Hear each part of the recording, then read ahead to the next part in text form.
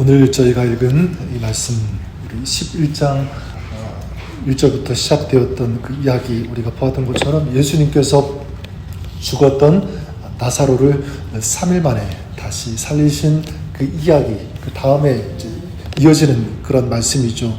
그래서 오늘 말씀 그 45절 보니까 마리아에게 와서 예수께서 하신 일을 본 많은 유대인이 그를 믿었으나, 어떤 일이 있었냐면 예수님께서 나사로를 살리신 일로 인해서 많은 유대인들이 예수님을 믿게 되었다.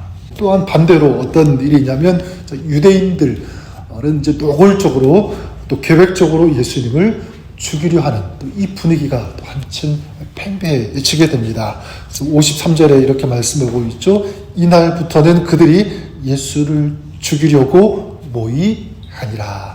두 가지 반대되는 그 일이 이어지고 있게 되는데, 저는 이 말씀 오늘 우리에게 좀 두 가지 메시지를 주고 있다고 생각합니다. 첫 번째, 어떤 메시지를 우리가 발견할 수 있냐면 예수님을 통해서 볼 수가 있는 메시지, 끝까지 사명의 길을 가라라고 하는 이 메시지를 볼 수 있습니다. 그 요한복음 그 11장의 그 이야기를 보면 나사로가 살아난 기적 후에 예수님에게 어떤 일이 일어나게 되냐면, 아까 말씀드렸지만 예수님을 믿는 사람들도 있었지만 예수님을 죽이려고 하는 이 시도가 점점 더 커졌다라는 것. 예수님을 죽이려고 또 사람들이 이제 구체적으로 모여서 모의하고 이제 당장이라도 잡아서 죽일 듯한 그런 분위기가 이어지고 있습니다. 이런 상황에서 예수님께서 6월절에 예루살렘으로 가실까 아니면 가시지 않을까, 이제 사람들이 궁금해합니다. 왜냐하면 예수님께서 이제 예루살렘으로 가시게 되면 대제사장들, 많은 사람들이 예수님을 죽이려고 하는 것 알기 때문에. 그래서 그 오늘 읽은 55절과 56절에 보면 6월절이 다가오자 예루살렘으로 먼저 이제 올라간 사람들이 나오는데, 그들이 이제 모여가지고 얘기를 하게 되는데 내기하듯이 이런 얘기를 합니다. 뭐라고 하냐면, 그들이 예수를 찾으며 성전에 서서 서로 말하되 너희 생각에는 어떠하냐? 그가 명절에 오지 아니하겠느냐? 자기들이 생각할 때 예수님께서 결코 예루살렘으로 오시지 않을 것이다. 이런 생각을 하게 됐죠. 왜냐하면 그 57절에 이렇게 그 이유가 나오죠. 이는 대제사장들과 바리새인들이 누구든지 예수인인 곳을 알거든 신고하여 잡게 하라 명령하였음이러라.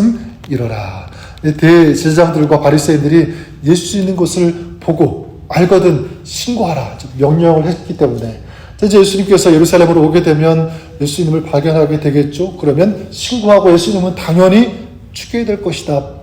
자, 이것을 알았기 때문에 이 사람들은 예수님께서 분명히 자기들이 생각할 때 오지 않을 것이다 얘기하고 있는 거죠. 근데 여러분, 오늘 말씀에는 나와 있지 않지만 12장 뒤에 나오는 말씀들을 보면 예수님께서 예루살렘에 들어가실까요? 안 들어가실까요? 들어가시죠. 요한복음 12장 뒤에 나오는 그 말씀들을 보면 예수님께서 예루살렘에 입성하게 됩니다. 그러니까 예루살렘에 입성한다는 것은 곧 무엇을 의미하냐면, 그것은 십자가의 죽음을 의미하는 거죠. 예수님께서 이 공생의 기간 동안 걸어오신 그 길 한결같죠? 변함이 없습니다. 바로 십자가를 향한 길이었다라고 할 수 있습니다. 그 십자가를 향한 길, 예수님은 그 길이 위험하다고 또 사람들이 죽이려고 한다고 그 길을 바꾸지 않으셨습니다. 처음부터 끝까지 묵묵히 십자가를 향하셨다는 것을 알 수가 있습니다. 저는 이런 예수님을 보면서 저 자신 또 우리들을 한번 돌아보게 됩니다. 나는 끝까지 이 사명의 길을 걷고 있는가? 때로 힘들다고 어렵다고 하나님께서 나에게 또 우리에게 맡겨주신 이 사명의 길을 멈추고 있는 것은 아닌가? 아니면 다른 길로 가고 있는 것은 아닌가? 이런 생각을 계속 해보게 됩니다. 저는 저와 여러분, 우리가 끝까지 또 한결같이 하나님께서 허락하신 또 부여하신 그 사명의 길, 그 십자가의 길을 가셨던 것처럼 우리들도 그랬으면 좋겠다. 이런 생각을 다시 한번 해보게 됩니다.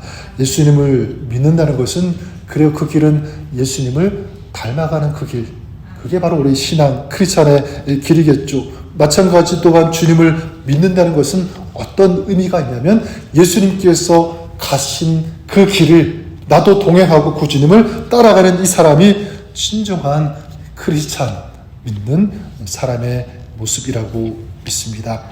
주님께서 어떠한 상황에도 자기를 부인하고 십자가를 지시는 그 길을 갔다면 전 우리도 그 길을 가야 된다고 믿습니다. 세상이 추구하고 가고 싶어하고 원하는 그 길을 따라가는 사람이 아니라 주님께서 기뻐하시는 그 길, 또 주님께서 오라고 하시는 따라오라고 하는 그 길을 우리도 따라갈 수 있는 그런 믿음, 그런 결단이 우리 안에 새롭게 다시 한번 일어났으면 좋겠습니다. 무릇 나를 따라오려거든 자기를 부인하고 자기 십자가를 지고 나를 따라 올 것이니라. 오늘 이것이 우리의 삶이 되었으면 좋겠습니다. 또 한 가지 오늘 이 말씀을 통해서 주시는 메시지가 있다면 이것입니다. 이렇게 말씀드릴 수 있을 것 같아요. 인간의 악한 계략 속에서도 하나님은 하나님의 계획을 이루어 가신다.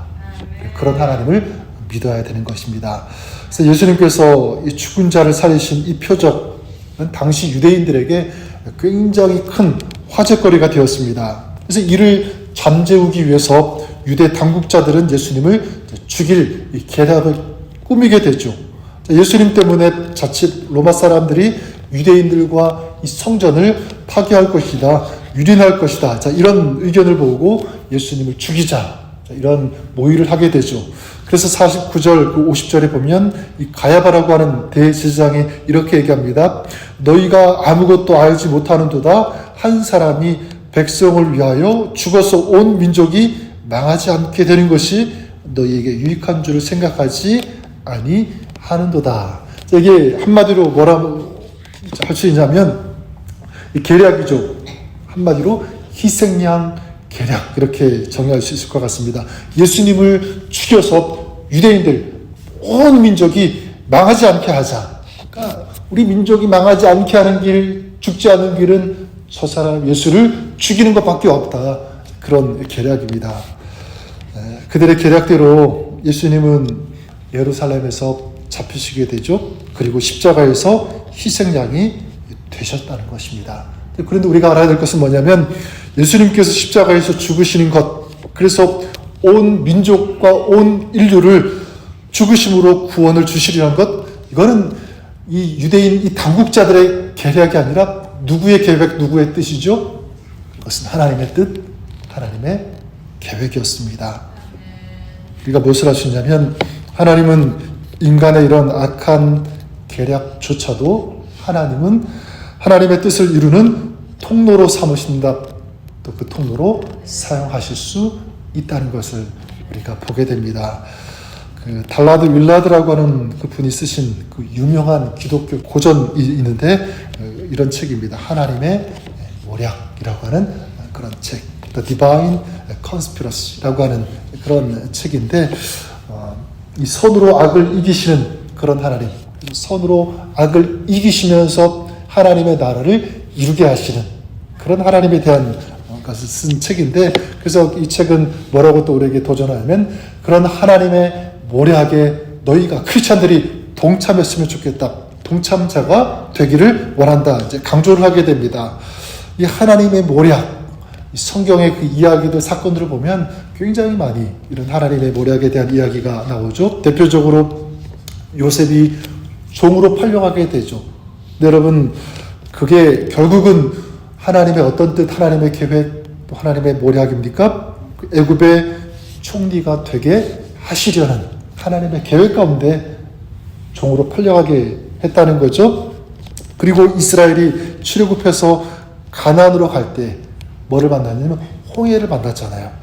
이스라엘은 다 죽었다고 생각했지만 그 어떤 뜻이 있습니까? 어떤 계획이 있죠? 하나님의 전능하신 능치 못함이 없다는 것을 보여주기 위한 그런 하나님의 뜻이 있었고, 그리고 이제 더 이상 애굽이 추격하지 못하도록, 따라오지 못하도록 그들을 홍해에 수장시키시기 위한 어떤 그런 하나님의 모략이었다는 것을 우리가 보게 됩니다. 저는 우리가 이 하나님을 신뢰했으면 좋겠습니다. 하나님은 우리의 모든 것이 협력하여 선을 이루게 하시는 하나님이시다. 하나님은 오늘 우리의 약함을 강함으로 바꾸실 수 있는 그런 하나님입니다. 그 하나님의 지혜는 끝이 없고 하나님의 능력도 마찬가지 한계가 없으신 그런 하나님, 우리의 모든 것들을 선으로 바꾸실 수 있는 전능하신 하나님, 이분이 바로 우리가 믿는 하나님이신 줄 믿습니다. 그렇다면 우리가 한번 생각해 보시고 한번 질문해 보십시오. 이런 전능하신 지혜가 끝이 없으신 이 모든 것들을 선으로 바꾸실 수 있는 그 하나님 앞에 나는 오늘 무엇을 맡길 수 있는가? 여러분, 나는 부족하고 이건 도저히 안 된다고 생각하는 그런 것들, 지혜의 하나님, 능력의 하나님, 전능하신 하나님 앞에 맡기고 의지하고 기도해 보시기를 바랍니다. 그리고 주님의 지혜, 인도하심을 여러분 구하시기를 바랍니다. 오늘 그런 여러분의 기도, 믿음으로 주님 앞에 나아가는 또 주님의 그 은혜를 구하는 우리의 삶 가운데 주님께서 함께 하실 것이고요. 또 주님께서 그 지혜로, 능력으로 우리의 삶을 이끌어 가시고 인도하시고 승리하게 해 주실 것을 믿습니다.